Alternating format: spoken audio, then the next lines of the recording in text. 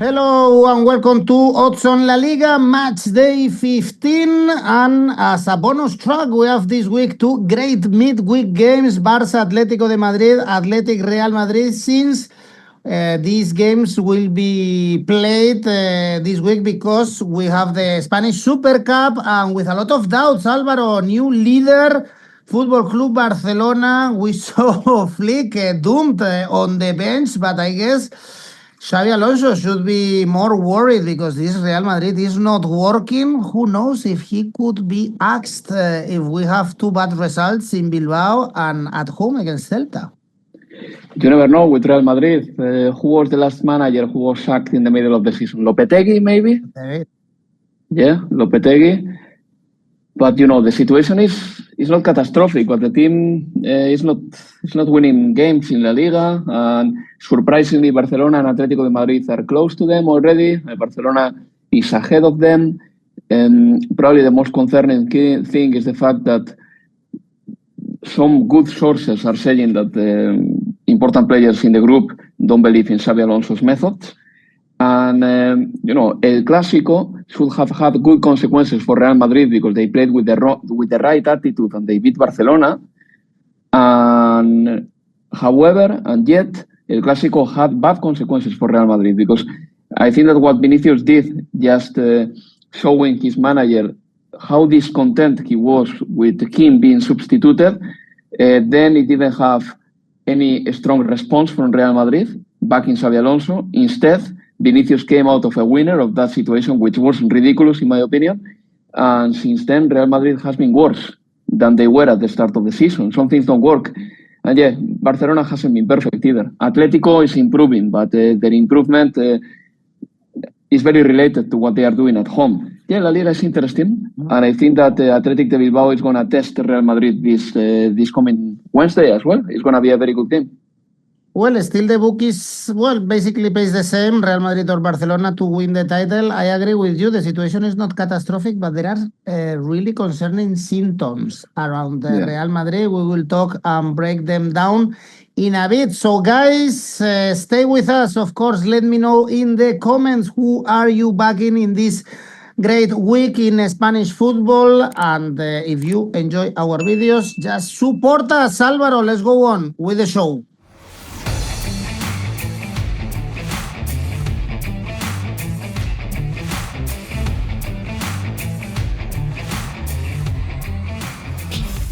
And this video starts with a great game on Tuesday, Barcelona Atlético de Madrid. Atlético Madrid now only 3 points away from the top of the table. They are in the best run this season, in the best moment. 7 consecutive wins in all competitions since the defeat at the Emirates against Arsenal. It's true, the schedule was easy, but still you have to win all these games. Most of them played at home.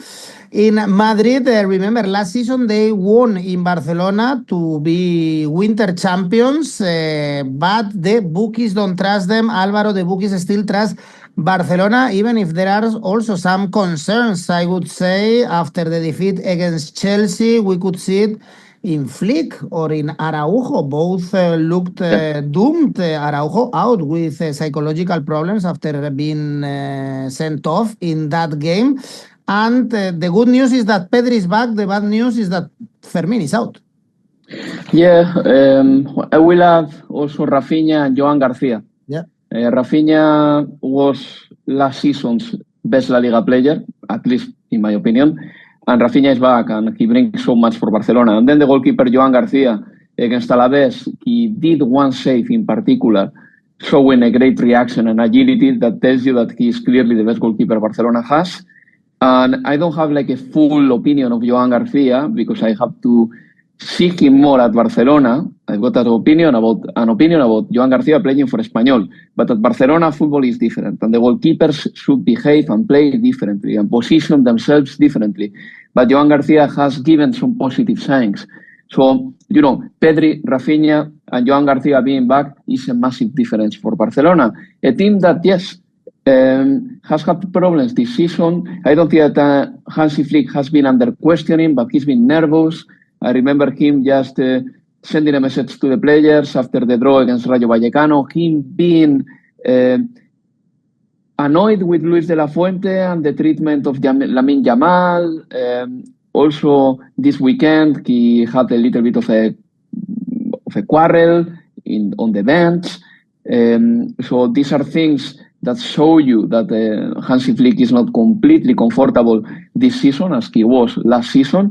But the best thing for Barcelona is that there are so many football games in the calendar that whatever happens now, as long as it is not catastrophic, has a fix. This is, I think, that the biggest probably takeaway I take from the season so far. Look, Real Madrid at some point was 5-point clears on the table. And now they are not. Barcelona and Atlético have fixed that. In the Champions League, we know that Barcelona is going to qualify and maybe among the top 8, despite having lost against Chelsea the other day. So the best thing for Barcelona is that they have more or less survived the first third of the season, and now they are recovering players. And one thing is certain, when Barcelona plays, goals happen. Barcelona has scored in 34 straight league games. And if you watch Barcelona this season, you have seen 55 league goals in their fixtures, between the goals they score and the goals they concede. Therefore, I'm going to go for the following odds. Over 3 goals in this game, Barcelona-Atletico, 160. If you like the individual market, Lamine Yamal to score 265 is a nice one too. I think Lamine, little by little, is getting his best form back. And Atlético de Madrid doesn't have a left back like 𝗂𝐿 that can stop Lamine. It's not the case. Atletico, yes, they are playing really well. Something has to be said. They have scored the first goal of the game in all La Liga games. So them to score first, I have to say it, even though it's not my pick. Atletico to score first, 237. And they are the best defense in La Liga, which is something that probably Simeone is pleased about. But they have conceded 4 at Arsenal ground, 3 at Anfield, and 2 against Real Madrid. So you can really say as well that their defensive record is good against the average side, but when they play against a top side, then they suffer a little bit more, which is logical. But definitely Atletico in 2014, when they won the league, they didn't suffer against anybody defensively. So my picks are those: over 3 goals, Lamine Yamal to score, and if I have to plump for someone, I will say that Barcelona is a slightly favorite. So I could back them with an Asian handicap minus 0.25, 157. But still, I prefer to go for over 3 goals, 160. I mentioned Atletico won last season in Barcelona in La Liga, but they were very, very lucky in that game. Yeah. Then we saw Barcelona kicking them out from the Copa del Rey, winning at the Metropolitano, and also Barcelona won in Madrid once again in La Liga 2-4. So in general, Hansi Flick is beating Simeone.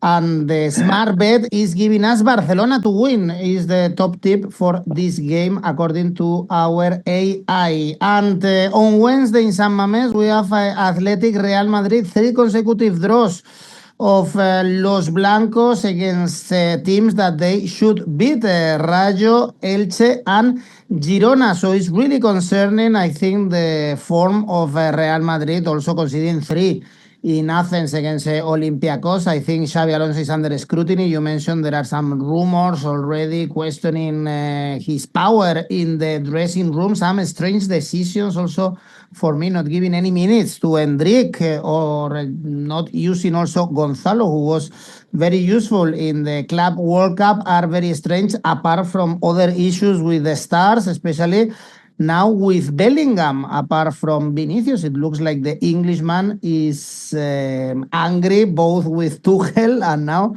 with Xabi Alonso. And in this atmosphere, Alvaro, is never easy to go to San Mamés. Athletic finally won, beating Levante. Already 2 defeats this season in San Mamés, but again, this is a special stadium in special evenings like this one, so it's going to be tough for Xabi Alonso. Should be. Yeah, it's true as well that Athletic de Bilbao has had issues this season just to create an atmosphere at San Mamés, because the team hasn't been as good as they were last season. But anyway, I'll go very quickly with Bellingham. If you have problems with Xabi Alonso, allegedly, and if you have problems with Tuchel, Thomas Tuchel has said a few things publicly that sounded a little bit critical of Jude Bellingham. maybe you have a problem with yourself.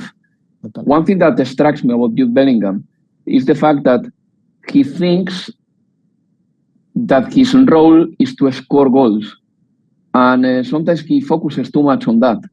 And I don't know why. Jude Bellingham is one of those powerful, dominant midfielders physically that can impose his authority differently, not only scoring goals. And I think that he has to understand that maybe he has a different role for Real Madrid. This is not 2023. This is not 2024.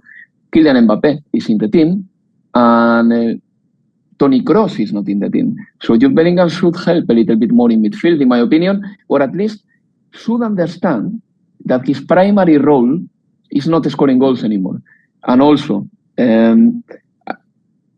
I think that Jude Bellingham, there were some comparisons with him and Zidane, for example, in the press and all that, because he's wearing the number 5. They couldn't be more different. I think that Jude Bellingham is not this kind of creative player. He has never been. However, he can be a player in the mold of just going backwards too much. But Lothar Matthäus, for example, a player who can score maybe 10, 12 goals per season, but being one of those powerful box-to-box midfielders. He has to understand that he is that player. He cannot look for goals all the time and define himself by the goals he's scoring. But yeah, generally speaking, look, Real Madrid is not in a good moment. I agree. They are not playing well. Against Girona, the second half was very poor. The team with the ball doesn't have creativity. But on the other hand, look, they've got the same points as last season, and there is a player like Kylian Mbappé who has scored already 23 goals this season. Real Madrid has scored 41. Mbappé has scored around the 57% of the goals of Real Madrid. So having Mbappé is good for you. That's for sure. Another thing that I was thinking the other day, Edu, is the fact that having Mbappé, Vinicius, and Bellingham reminds me a little bit of having Messi, Suarez, and Neymar, in the sense that since they play everything and they have to play every minute, not Vinicius, but, you know, Vinicius feels like he has to be there. Some players eventually will leave. Do you remember Pedro leaving to Chelsea? Pedro was a very good footballer because he didn't play for Barcelona or he didn't play enough. That's going to happen to Brahim Diaz, Endrick that you mentioned, and probably Rodrigo. Okay, Rodrigo's case is different. He hasn't scored for a very long time. But I do believe that Brahim is a really good footballer. And, you know, the other day against Girona, he didn't play. For how long can Brahim afford this? I mean, there is a World Cup around the corner and he wants to play for Morocco. Anyway, these are thoughts that I have. But for this game, look, I think that Real Madrid could get something from San Mamés. I don't know what exactly. Because if Athletic de Bilbao creates the right atmosphere with Nico Williams playing well, they can also hurt Real Madrid. So I'm going to back Athletic de Bilbao with an Asian handicap plus 0.75. That pays 182. Last season, Athletic won in San Mamés, 2-1 in another back. Mbappé missed a penalty. Exactly. Missed a penalty. It was the worst moment probably of Mbappé with Real Madrid then. He came back, but this is a very tricky game. And again, in my opinion, a crucial week for Xabi Alonso's future, having Man City also around the corner. This is Matchday 19, guys. These games are played here because all 4 are going to be in the Super Cup in January in Saudi Arabia. And now we jump into the Matchday 15 with Oviedo Mallorca. On Friday, really important for the relegation battle because we have Oviedo, last worst team. There is, I read the other day, Alvaro, that Luis Carrion has matched the worst stats from a manager with no wins in the top flight. He didn't win with Las Palmas and he had not won yet with Oviedo. And this is a final for Oviedo. Mallorca only 1 point away from relegation after drawing with Osasuna, throwing away, by the way, a 2-0 advantage. Yep, that's very true. But I think that Mallorca is favorite for this game. Somehow, I'm going to back them. And I'm going to back them with a draw no bet, which pays 2.0, or an Asian handicap plus 0.25. I think that bet makes a little bit of sense. Asian handicap plus 0.25 for Mallorca, meaning that if they draw, you get half a win. And if they win, you win your stake. it's a good one, just based purely on Oviedo's form. Oviedo doesn't have the know-how of Mallorca and doesn't have a manager like Arrasate who has the know-how. Just repeating what I said before. Carrion, the manager of Oviedo, he hasn't won in La Liga yet, as you said.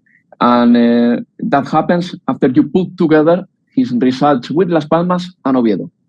You know, he will win eventually, maybe, if he doesn't get the sack before that. But Mallorca has also better scorers. 𝗲𝗏𝗏𝗀, by the way, the Kosovarian footballer, has scored 8 goals already. And I trust Mallorca a little bit more. So I'm going to go for the value is obviously in draw no bet for Mallorca, duplicates what you invest. Otherwise, Asian handicap plus 0.25 for Mallorca. I don't know how the bookies see Oviedo as favorites for this game, to be honest. Saturday, Villarreal, Getafe, two teams really informed, doing both a great season. Villarreal only 2 points away from Barcelona. They keep winning. It was a tough one against Real Sociedad thanks to a late goal scored from Moleiro from outside the box. And Getafe also, massive win, 1-0 against Elche, very close to the European spots, always under Alvaro. They either lose 1-0 or win 1-0, this Getafe. Yeah, I know. That is their style. The other day they beat Elche 1-0. And they are where they want to be, if not higher. Let's don't forget that they lost 𝗀𝐿𝐴 at the start of the season too. And where is 𝗀𝐿𝐴 now? 𝗀𝐿𝐴 barely plays. This is something that happens a lot. It's a phenomenon that is repeating itself constantly. A player who is decent in La Liga gets spotted by a Premier League side. Premier League sides have a lot of footballers in their squad, very good quality. The new player gets to the new squad. There is an adaptation process, and by December he has barely played. This has happened a lot in the Premier League. And Crystal Palace hasn't benefited a lot from having 𝗀𝐿𝐴, and Getafe could do with a player like 𝗀𝐿𝐴. So that is the whole paradox. Luckily for Getafe, they have done very well in the league so far, and that is also representative a little bit of how the overall level of La Liga has dropped.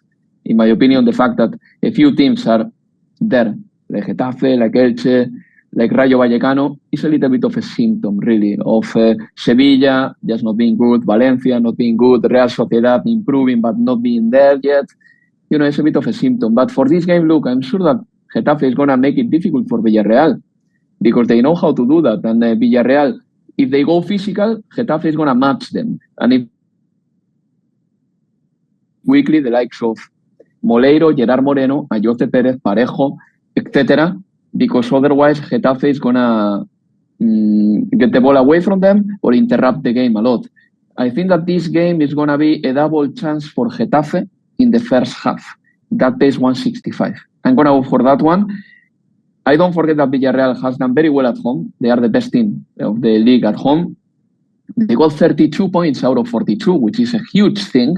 Marcelino has been awarded as the best La Liga coach in November, and Villarreal's signing policy is so clever. They knew that Baena is going to leave to Atlético de Madrid, and in the sidelines, they signed Moleiro from Las Palmas before Baena left even. That was clever. That was classic sporting direction. Congratulations to them. Moleiro, 6 goals already. But I do believe first half double chance for Getafe, 165. Let's move to the next game, Alavés, Real Sociedad, Basque Derby here, and I would say even surprisingly, the odds are very balanced, even if Real Sociedad have improved, as you said before, they lost to Villarreal, it's true, but the effort was good, and they were very close to get something out of that game. Before that, for instance, they beat Osasuna in Pamplona. Alavés 3 points now away from relegation, 3 consecutive defeats after the one expected, of course, at Camp Nou. Yeah, but Alavés had their chances at Camp Nou. And if it wasn't for Joan Garcia, they could have scored more. They scored very quickly at Camp Nou as well. Alavés works a little bit as a thermometer in the sense that if you play against them, a little bit like playing against Getafe, you know that it's going to be tough. And if you're ready to play a hard game, you are going to beat them. But if you are not ready to match their intensity, then you are going to suffer. This game for me is a pass. I'm sorry, guys, but Basque derbies are proving difficult this season. That's number one. And number two, Alavés is good at home, but Real Sociedad is improving despite having lost to Villarreal. One thing that I have to mention about Real Sociedad, and is quite a strong asset, by the way, is the fact that they have scoring midfielders. And this is something that not every team can say about themselves. I mean, Brais Mendez and Carlos Soler normally should finish a season with 8 to 11 goals, normally. And having two midfielders like this will help Real Sociedad gain a few spots on the table. Also, Barrenechea, he's hitting autumn 2023 levels when he was sensational in the Champions League group stage. But yeah, again, this game is a pass for me. I think that it can be one of those tricky ones. Otherwise, this is more likely to be an under 3 goals than an over 3 goals, in my opinion. But yeah, I'm not ready to put my money here. Next one is Betis Barcelona. We already spoke about Barcelona, and this is a tough game, of course, in Sevilla, since Betis won the derby. Big push for them, despite all the absentees, despite the 𝗵𝗵𝗏𝗏, 𝐿𝐿, Anthony all out. They were able to win, led by Fornals. Anthony should be back. Not sure about 𝗵𝗏𝗏𝗏, and probably 𝐿𝐭𝐴 is out for this game. Tough week for Barcelona. Álvaro, if we spoke about the defensive issues of Barcelona, Betis could be able to take advantage of this. They could, yes, but I think that for obvious reasons, Atlético de Madrid will be a bigger challenger than Betis. And I also believe that Atlético de Madrid strikers are more suited to run at the back of Barcelona's defense than Betis strikers. Anthony is not particularly vertical. He doesn't do the runs that Julián Álvarez would. 𝗍𝐿 Hernández is fast, but he's not that fast. 𝗍𝐿𝐴 or 𝐜𝐭𝐚𝐲, they are more static players, great on the ball, but they don't do the runs, and that may help Barcelona a little bit. Normally, Barcelona suffers against the type of strikers like, I'm going to give you a random name, Nicolas Jackson for Bayern, a player who is doing runs constantly, right? Mm-hmm. A player like that. But anyway, this game is an interesting one, and I'm not ready to back Barcelona because Barcelona, Madrid, Atlético, Villarreal have been really good at home. But then away from home, it's been a little bit of a different story. So I'm going to go for over here. Again, over 3 goals, 164. A lot of goals happen in Barcelona's games. So over 3 goals will be my bet. And a quick word on Pablo Fornals, because his goal the other day against Sevilla encapsulates really well his new role. Number one, he got the ball away from Mendy. Okay? So he worked as a defensive midfielder. He got it. But then as soon as he got it, he turned into the attacking midfielder he has always been. And then his, shot and everything was spot on. So he's having a really good season. And as you said, 𝗵𝗏𝗏𝗏 wasn't there, but he wasn't needed because Pablo Fornals against Sevilla did or put all the effort that the Moroccan footballer would have put. I'm very surprised about Pablo Fornals. Indeed, he was great and his goal was beautiful. A big push for Betis winning the derby at Sánchez Pizjuán so many years later. And last game on Saturday is Atlético de Madrid. We already spoke about these 2 games. Last season, Atlético won both games 1-0. It was, I remember, Álvaro, a very lucky game for Atlético in San Mamés in the very last minute. Correa. With a lot of tension between these 2 teams. It was Correa, the one who won the game, if I am not mistaken. But yeah, it was a difficult game. Atlético and Athletic de Bilbao, they have been good opponents over the last years. It's true that Atlético has generally the upper hand, yes. But I also remember that on the run to winning the Cup in 2024, Athletic de Bilbao left out Atlético de Madrid, again, in a very competitive game. For this game, look, the bookies consider Atlético favorite. I understand that. But I think that in the first half, Athletic de Bilbao is going to stay in the game. So I'm going to go for Asian handicap plus 0.25 for Athletic de Bilbao in the first half. If they draw the first half, you can have a win. If they win it, you win. That pays 164. And I also believe that they will take more corners than Atlético de Madrid. They will attack slightly more. So it will be an Asian handicap corners -1 for Athletic Club. If I find the value for that, and as soon as I find it, I will put my money there. On Sunday, we have Elche Girona, two teams that drew with Real Madrid recently, but Elche are in bad form. Actually, they are winless in 7 after losing to Getafe, getting closer to the relegation spots. They are big favorites for this game, by the way, 2.2, even if Girona, Alvaro, they are improving. It's only 1 defeat in the last 5 games, although they are still in the bottom 3. Yeah, they are there. What they did against Real Madrid was impressive with a lovely goal from 𝗏𝗏𝗏𝗏, by the way. Girona has good players, but for the last 18 months, they haven't blended. Too many changes, and it's just as if Mitchell didn't get a proper touch on the team. He just didn't know how to calibrate exactly what he had. A year ago, I could understand it because many players had left, but coming into this period, Girona should look more like a full team. And Mitchell was very proud about his team, by the way. After the game against Real Madrid, he said that Girona felt like a team again. Hopefully, Girona will stay as a team until the end of the season because they've got truly decent players in there. And 𝗏𝗏𝗏𝗏 is one of those that, if he makes the right decisions and if he improves a little bit his decision making on the pitch, he can be one of those good footballers that stay in the top flight for a long time. But anyway, coming into this game, I know that Elche hasn't won since late September, but it's not that Elche has been bad either. I think that this is their level. They have to grind out the results, fighting a lot, and they try to play good football. Sometimes they manage to do it. I'm going to back them with an Asian handicap -0.25 here. If they draw, you suffer half a lose. If they win, you win your stake. Asian handicap -0.25, 190. Next one, a classic in La Liga, Valencia, Sevilla, although both teams are really in trouble. Valencia at least grabbed a draw on Monday against Rayo Vallecano, but they are still very close to the relegation spots, whereas Sevilla, Alvaro, I guess it was like a hammer losing the derby in the way also they lost it. It was a boring game. They didn't propose any football, so they are falling in the table since beating Barcelona. Only 1 win was against Osasuna at home, 1-0. So it's difficult to back any of these teams, I think, right now. Yeah. I'm going to go plain and simple in this type of cases. And I know that Sevilla away from home is better than at home, but I'm going to back the home side with an Asian handicap -0.25.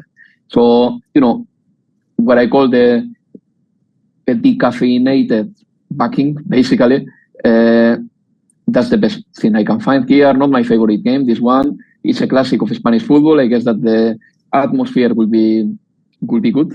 At Mestalla, at the end of the day, when Sevilla comes to your ground, you want to watch that game, and the fans will be there. Mestalla's attendances have been very good too, and Valencia got a point against Rayo Vallecano, which was good for them. I think that it was a positive result, more than I expected maybe. And against Sevilla, I think that they can get a draw and possibly win. I'm gonna go for that. And Valencia, what are they gonna do from now on? The draw against Rayo Vallecano was a positive thing. And one of our problems with Valencia is that if we compare them with the team that got 33 points in the second half of the season, last season, then yes, Valencia is far worse. But if we compare them with the team of the first half of last season, that one who didn't even get 14 points, the points that Valencia has now, then Valencia in 12 months has had an improvement. That's for sure. I'm going to back them just for the reason that they are playing at home and because I don't trust Sevilla at this stage. By the way, 𝐜𝐿𝐴 Romero is not in the game. And I have to say that the red card for 𝐜𝐿𝐴 Romero is an absolute joke. That is a yellow at best. Yeah, he was a bit pissed off when he lost the ball indeed, but it was not very dirty, that red card. Well, next one is Espanyol Rayo Vallecano. What a season for Espanyol, what a manager. Manolo putting Espanyol very close to the European spots, or in European spots. They beat Celta. I could hear Giraldez very angry, saying that Espanyol didn't go there to play and to win, but you got the 3 points. You cannot complain about that. And Rayo is 4 now without winning, getting a lot of draws, but still in a season where they are playing Europe, I think it's pretty decent. The work of Rayo Vallecano in the middle part of the standings. Yeah, it's all right, but I'm going to back Espanyol because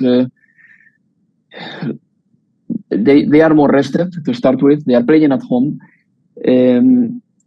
Physically, they really present a challenge for everyone, and that's on the manager and the conditioning of the players.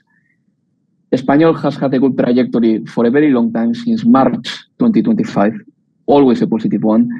The point tally of Espanyol is really good. Edu, 24 points. These are, by the way, and I was checking some numbers before, these are Pochettino levels. When Pochettino was the manager of Espanyol, he did a very good job in there at the start of the last decade. 24 points is something far better than Espanyol could expect. The coach is talking about, yes, the target is to get 40 and not to get relegated. Fine, fair enough, I understand that. But following this trajectory, and if they continue like this, they're going to hit 40 points probably by early March, something like that. So they're going to be absolutely fine. And Rayo Vallecano, well, for the first time in a long time, they have had a week off, which is important for them. But still, I think that Espanyol is showing right now some, willingness to compete that makes them difficult to play against. So I'm going to back them with an Asian handicap minus 0.25, 168. All right.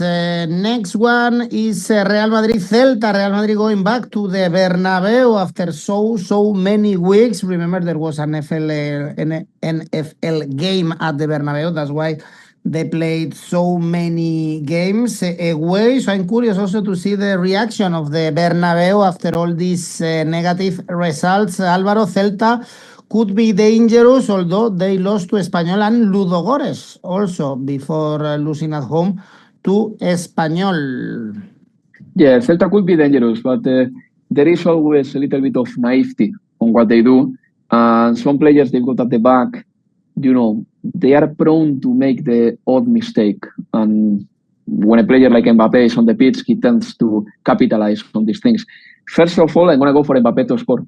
𝗵𝗵 to score at home, and hopefully he'll be fit because, days before he's going to be playing at Bilbao and all that. Who knows what happens there? But 𝗵𝗵 to score is one of my favorite bets here, 152. I could back him for a brace, but the thing is that 𝗵𝗵 in La Liga is scoring 1 per game, roughly. Then in the Champions League, it's a totally different story. He scored 4 against Olympiacos to start with. But 𝗵𝗵 to score 152, and Real Madrid to win the second half, 165. I think the game can start slowly, but then Real Madrid will use their pride to win this game, and they are going to win it. I think Real Madrid is going to win the second half, 165. I would combine that with 𝗵𝗵 to score, and probably you will get some odds in the region of 240.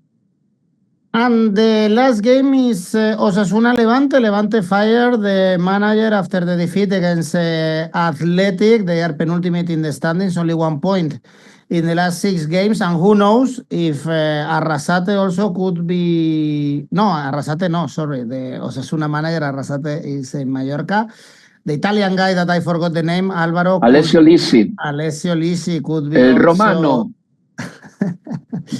Could be sacked. Osasuna got a draw, very lucky draw in the last minutes against Mallorca, but these 2 points in the last 6 games in trouble, a team that was used to be in safer parts of the standings. Yeah, well, number one, let me tell you, I really hope that Alessio Lisi does well, because his last season at Mirandés was very remarkable. He almost took Mirandés to the top 5. But yeah, Levante sacked the manager. Levante is a team that is lacking many things.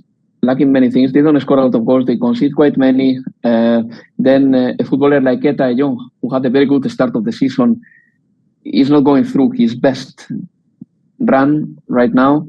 And the other day, they really couldn't, hurt Athletic de Bilbao, who got a clean sheet at 𝐜𝐵 de Valencia. I think that Osasuna is going to win this one. Yeah. Normally this season we have seen that there are a few teams that at home are way happier than playing away. Definitely a top four. I think that Osasuna eventually will be one of these. Osasuna to win 180.